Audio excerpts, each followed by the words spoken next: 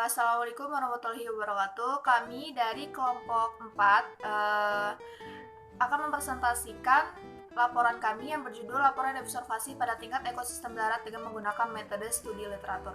Nah, yang pertama itu saya akan menjelaskan tentang latar belakang. Jadi di latar belakang itu terdapat bahwa suatu organisme itu tidak dapat hidup mandiri. Jadi untuk keberlangsungan hidupnya suatu organisme itu akan bergantung pada kehadiran organisme lainnya. Jadi hubungan antara suatu individu dengan lingkungannya itu sangat rumit dan terdapat hubungan timbal balik. Nah, ilmu yang mempelajari hubungan timbal balik antar organisme yang hidup dengan lingkungannya itu disebut dengan ekologi. Nah, salah satu kajian dari ekologi sendiri itu terdapat ekosistem. Jadi ekosistem itu merupakan suatu sistem yang di dalamnya itu terdapat komunitas hayati yang saling mempengaruhi antar komponen biotik dan abiotiknya. Nah, pada pokok semua ekosistem pada tingkat organisasi yang berbeda itu mempunyai komponen, interaksi antar komponen, dan proses operasional yang sama. Nah, selanjutnya itu ada ekosistem darat. Ekosistem darat itu merupakan habitat makhluk hidup terbanyak dibandingkan dengan ekosistem perairan. Nah, dari hal ini kita perlu mengetahui apa saja yang terdapat pada ekosistem darat dan hal apa saja yang terdapat di daerah tersebut. Nah, selanjutnya itu ada rumusan masalah. Rumusan masalah di sini tuh ada 3 macam. Pertama itu apa saja jenis yang terdapat pada ekosistem darat. Yang kedua, bagaimanakah pola makanan pada ekosistem darat.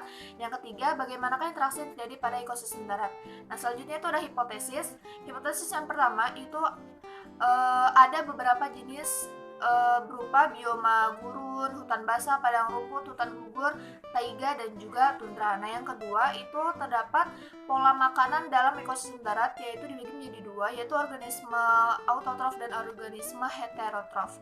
Nah, yang ketiga yaitu interaksi yang terjadi, misalnya itu ada interaksi antar organisme, misalnya itu netral, yaitu hubungan interaksi antar kambing dengan kupu-kupu. Interaksi antar organisme. Organisme secara individu melakukan berbagai bentuk interaksi dengan sesama jenisnya maupun dengan jenis yang lain. Interaksi antar organisme dapat dibedakan menjadi 1. Netral, yaitu hubungan tidak saling mengganggu antar organisme dalam habitat yang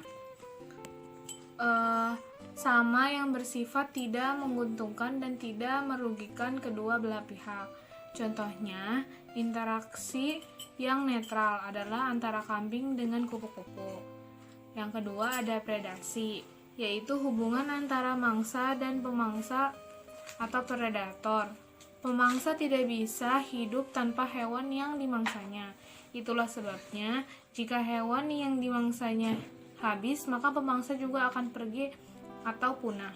Pemangsa berperan sebagai pengontrol jumlah dari suatu populasi.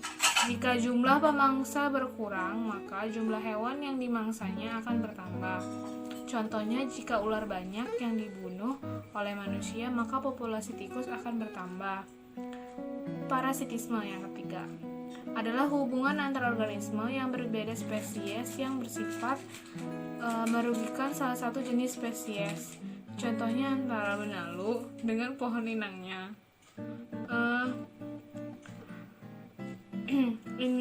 Terus lintah dengan organisme yang diambil darahnya, kutu, jamur, cacing pita, dan lain-lain. 4. Komensalisme merupakan hubungan antara dua organisme yang berbeda spesies, yang salah satu spesies diuntungkan dan spesies lain tidak dirugikan. Contohnya adalah tumbuhan epifit yang hidup menempel pada batang atau cabang pohon. Tumbuhan epifit dapat memperoleh cahaya karena menempel di pohon yang tinggi, sedangkan pohon yang ditumpanginya tidak diuntungkan maupun dirugikan. Yang kelima itu ada mutualisme. Terus hubungan mutualisme itu hubungan antara dua organisme yang berbeda spesies yang saling menguntungkan kedua belah pihak. Contohnya adalah antara bakteri Rhizobium yang hidup pada bintil akar kacang-kacangan. Bakteri tersebut hidup pada akar tanaman dan memfiksasi gas nitrogen dan mengubahnya menjadi nitrat dan amonium sebagai nutrien untuk bakteri itu sendiri dan tanaman kacang-kacangan. Terus ada yang yang ketiga itu interaksi antar populasi. Interaksi antar populasi itu terjadi antara populasi yang satu dengan populasi yang lain. Interaksi tersebut dapat bersifat alelopati maupun kompetisi. Interaksi alelopati adalah interaksi antar populasi yang terjadi jika populasi yang satu menghasilkan zat yang dapat menghambat tumbuhnya populasi lain. Kompetisi yang interaksi antar populasi yang di dalamnya itu terdapat kepentingan yang sama sehingga terjadi persaingan untuk mendapatkan apa yang diperlukan. Contoh alelopati adalah jamur Penicillium sp yang dapat menghasilkan antibiotika yang dapat menghambat pertumbuhan bakteri tertentu, sedangkan contoh kompetisi adalah antara populasi kuda dengan populasi kijang dalam memperoleh memperoleh rumput. Yang keempat itu ada interaksi antar komunitas. Nah, komunitas adalah kumpulan beberapa populasi berbeda yang saling berinteraksi di suatu wilayah yang sama. Sebagai contoh, komunitas padang rumput yang dihuni oleh beberapa populasi diantaranya kuda, banteng, ular, belalang, singa, macan, serigala, dan lain-lain. Contoh komunitas lainnya adalah komunitas sungai yang di dalamnya terdiri atas beberapa populasi seperti buaya, kuda nil, ular, ikan, plankton, dan lain-lain. Antara komunitas padang rumput dan sungai terjadi interaksi berupa peredaran organisme hidup dari kedua komunitas tersebut. Kuda banteng dapat menjadi sumber makanan bagi buaya. Demikian sebaliknya, ikan dapat menjadi makanan bagi macan. Nah, terus ada pola makanan ekosistem darat. Satu organisme autotrof adalah semua organisme yang mampu membuat atau mensintesis makanannya sendiri berupa bahan organik dan bahan-bahan anorganik dengan bantuan energi matahari. Melalui proses fotosintesis, semua organisme yang mengandung klorofil terutama tumbuhan itu disebut organisme autotrof. Ada dua pembagian atas organisme autotrof, yaitu fotoautotrof yang merupakan organisme pemanfaat baik energi cahaya untuk mengubah bahan anorganik menjadi bahan organik. Nah, terus kemoautotrof yang merupakan organisme pemanfaat energi dari reaksi kimia untuk membuat bahan makanan sendiri dari bahan organik. Contohnya adalah bakteri besi. Dalam menjalankan proses ini mereka membutuhkan oksigen. Nah, terus yang kedua ada organisme heterotrof. Adalah semua organisme yang tidak dapat membuat makanannya sendiri, akan tetapi memanfaatkan bahan-bahan organik dari organisme lainnya sebagai bahan makanannya. Organisme ini terdiri dari 3 tingkatan, yaitu konsumen yang secara langsung memakan organisme lain. Yang kedua, pengurai yang mendapatkan makanan dari penguraian bahan organik dari bangkai. Terus yang ketiga itu ada detritivor yang merupakan pemakan partikel gerak organik atau jaringan yang telah membusuk, contohnya adalah lintah dan cacing. Jadi ekosistem darat adalah ekosistem yang lingkungan fisiknya berupa daratan. Komponen yang ada pada ekosistem darat adalah komponen abiotik dan biotik, yang dimana komponen biotik yang berada di ekosistem darat berupa tumbuhan seperti rumput, bunga, pohon, serta hewan seperti lebah, semut, belalang, burung, dan lain-lain. Sedangkan komponen abiotik berupa tanah, air, cahaya matahari, kelembapan udara, pH, dan lain-lain. Contoh interaksi yang terjadi antar biotik dengan biotik, terdapat interaksi yang berkompetisi untuk mencari makanan. Contoh antar pohon bakau dengan rumput serta berantai makanan biotik dengan abiotik. Terdapat kolerasi antara cahaya matahari dengan tanaman hijau, abiotik dengan abiotik, contohnya suhu dan tanah yang menyebabkan kelembapan tanah. Nah, selanjutnya ada interaksi antara komponen abiotik dan biotik, di mana komponen biotik banyak dipengaruhi oleh komponen abiotik. Tumbuhan sangat bergantung keberadaan dan pertumbuhannya dari tanah, air, udara, dan tempat tinggalnya. Keberadaan tumbuhan mempengaruhi kondisi tanah, air, dan udara. ketika suatu tumbuhan ada, maka tanah tersebut akan menjadi lebih subur dan udara akan menjadi lebih sejuk. Organisme lainnya seperti cacing juga dapat menggemburkan tanah. Cacing akan memakan sisa-sisa sampah. Hal tersebut dapat membuat tanah menjadi subur. Interaksi antar komponen abiotik. Di alam, antar komponen abiotik juga saling berinteraksi seperti proses pelapukan batuan.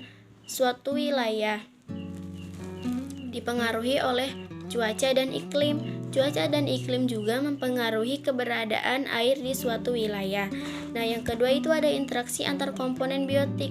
Antar komponen biotik juga terjadi interaksi. Interaksi tersebut dapat terjadi antar organisme populasi maupun komunitas. Nah, di bab 2 ini pengujian hipotesis. Yang pertama kita akan membahas tentang komponen ekosistem. Cartono dan Nadia 2008 mengatakan bahwa komponen ekosistem itu terdiri dari dua komponen utama. Yang pertama komponen biotik dan abiotik, yang dimana komponen biotik ini merupakan komponen penyusun makhluk hidup, sedangkan komponen abiotik merupakan komponen penyusun makhluk tak hidup atau benda-benda mati, yang dimana salah satunya jika tidak ada maka ekosistem tidak akan berfungsi. Sedangkan Odum juga tahun 1996 mengatakan ada dua komponen ekosistem yang saling berinteraksi satu sama lain, yaitu komponen biotik dan abiotik. Nah, berdasarkan dua pernyataan tersebut dapat disimpulkan bahwa komponen ekosistem itu ada komponen biotik dan abiotik, di mana komponen biotik ini seperti tumbuhan, hewan, manusia, dan sedangkan komponen abiotik itu terdiri dari sinar matahari, kelembapan, air, udara, pH, dan sebagainya. Nah, selanjutnya itu ada jenis ekosistem.